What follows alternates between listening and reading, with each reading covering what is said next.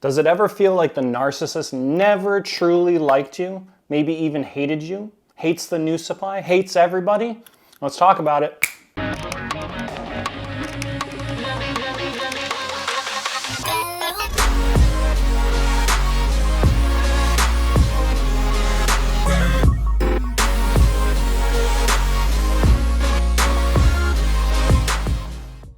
Welcome back, guys. JT here. I hope you're all having a fantastic day, enjoying the weekend.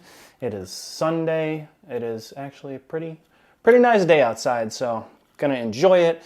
Gonna go to the gym here in a little bit. I wasn't gonna do a video today. I was feeling kind of under the weather this morning, but I gotta do it.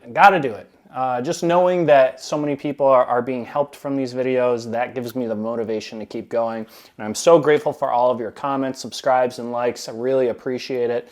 And today we're going to be talking about why the narcissist hates everybody. So I actually, I was watching Frozen, the Disney movie, earlier today. And Sundays is usually my day where I like relax and I'll just like veg out and kind of take some time off. Yeah, I'm still going to the gym, but I'm addicted. I'm obsessed. But it's good for my mental health. But I was watching Frozen, and there's this part where Queen Elsa is off in her own castle that she builds because, you know, she has to get away from the town. She needs to be alone. And she's doing like this little singing part, and she's talking about how she finally can be free and be herself now that she's away from everyone else. And she talks about containing her feelings. And I was thinking about it, and it was like really relating because I was thinking about it like how narcissists are and how they, you know, wear a mask. You know, it's all an illusion. And in the beginning, they mirror you, you know, so it's you never really meet the narcissist of who they really are. You get glimpses here and there when the mask falls off, and you see like momentary lapses of who they truly are, but you don't really know. And I remembered something about my ex-narc that she had said she never liked a lot of people. And I remember the new supply was lying to her all the time about like everything. And I remember one day she was talking to her friend out of state, and she was like, yeah, I don't like him. She was talking about the new supply, and I was like talking to her, and she was like going in depth how she's with him and sleeping with him and hanging out with him every single day, but she doesn't like him. And I was just like, that is so twisted. That makes no sense. And I was like thinking about it today, like after watching Frozen and seeing how Queen Elsa couldn't like show her true feelings and everything, and I was like, that is very strange. But then I realized, I'm like, if the narcissist doesn't like who they are on the inside, they hate themselves, they can't like anyone else. So this can be a good thing and a bad thing for certain people watching this, but I would look at it as a very great thing for you, because what you have to realize, this might make you feel at ease, is that the narcissist, whoever they picked over you, they don't like them. They don't. It doesn't matter. And I keep saying this because I get comments on people saying like how being nice doesn't help the situation, or being a good person doesn't help. I saw my ex-narc get a car and she looks so happy, or he looks so happy, and it's momentary. What you have to, like, what did I just say? It's an illusion. It's not real. It's super easy to fake a smile for a narcissist. They fake it all the time. Their whole entire lives is fake. Everything. They don't show true emotions, ever. So if they don't show true emotions ever, how can you believe the pictures that you see? How can you believe the things you're seeing with the new supply on the internet? It's not real. It's not real. You don't know what's really going on behind the scenes. And like I told you, they have an empty cup inside with a hole in it. They have nothing to give, and they just take. If you know that, then you would know that they're not really showing you anything of who they are. They don't like anybody. They don't like themselves. They hate themselves. They don't like anybody. So if you think that your narcissist chose someone better, they didn't. They don't like them. They hate them. They hate everything. They hate everything about themselves. They disgust themselves. You know, when someone can't love, that's like the worst thing in the world. You got to understand, every day they're getting their karma. A narcissist, every single day of their life is getting their karma for they cannot ever feel true, genuine love, joy, happiness. Can't happen.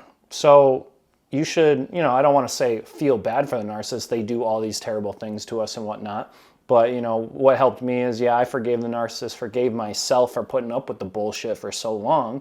And that helped me greatly along my healing journey. But, you know, I don't feel bad anymore for her. Like, I don't care. It's, you know, it's done and over with. I let it go. And when I think about this time, I remember when she said she didn't like her new supply, and the person she was talking to, she had her friend so manipulated that her friend said the same thing. She's like, yeah, I don't like my friends either.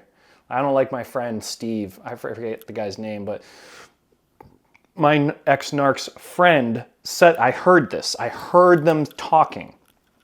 And that's how crazy the manipulation gets. And when you want to appease the narcissist, you form into their reality. You start taking on the traits of the narcissist when you are around them long enough.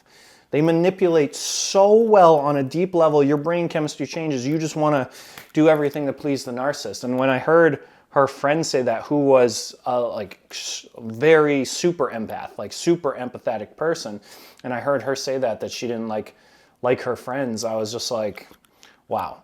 The layers go so deep with the narcissism that they can literally warp your reality.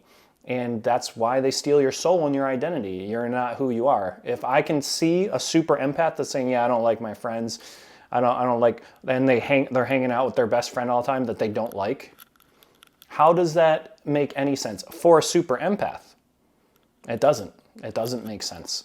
They're so contradicting and confusing, and they live on that chaos and warping. You better believe the high that narcissist is getting hearing one of her supplies say, I don't like my friends either. Oh my God, because she knows in the beginning that other person did like their friends, but she manipulated them so well and got so much control over that person that now she's getting crazy highs off of that feeling of control, that you're a slave. You're essentially a slave, that they were able to warp your reality to match theirs. They want to bring you down to their level. Misery loves company. So when they get you here, they love it. That's what they thrive on.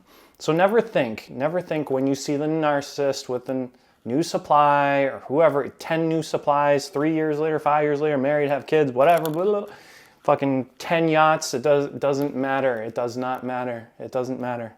They hate everybody. They don't even like their kids. I can't tell you how many comments I've read from people that have narcissistic moms and dads and got treated absolutely horrible, and were like, yeah, go off and live your life, and we're never going to talk to you again. Like, the fact that a family member, a mother or father, can hate their own kids, that should just give you the incentive right there to never get in a relationship, friendship, anything with a narcissist, because they don't like anybody. They don't like themselves. They don't even know what love feels like. They only know what love feels like on a transactional level. Everything is transactional with them. You do everything the narcissist says, you'll get transactional love. You'll be a doormat. You abide by all of their rules, put up with their abuse, they'll give you love occasionally. Transactional love. They don't know what the actual real feeling of love is because they never got it as a child.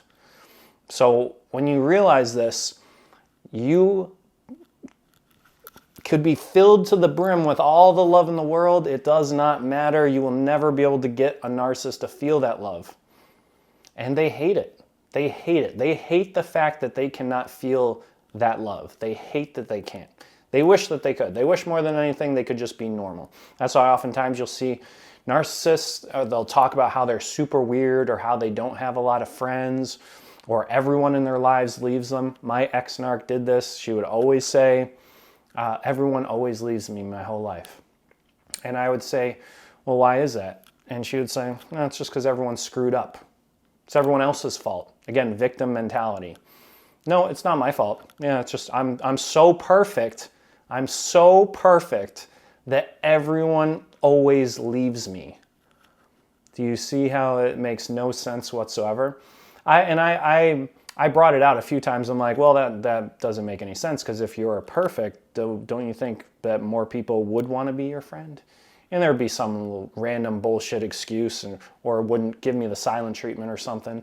Well, my point with this video is they hate you, they hate the new supply, they hate everybody. They don't like anybody. So don't feel bad that you're moving on and they're with a new supply, and the new supply bought them a car and bought them a new house and did this, and this. It doesn't matter. It's transactional love. That's all it is. Once the transactions end, or they find someone else that can give them better transactional love, then they're going to take it.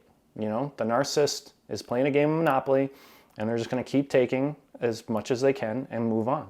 If they can get in a marriage with a very easily manipulated type of person, an empath, that will let them do whatever the hell they want, they'll do it, and they'll have kids with that person. Then they'll sleep around and get their other supplies and do whatever they want to do and lie.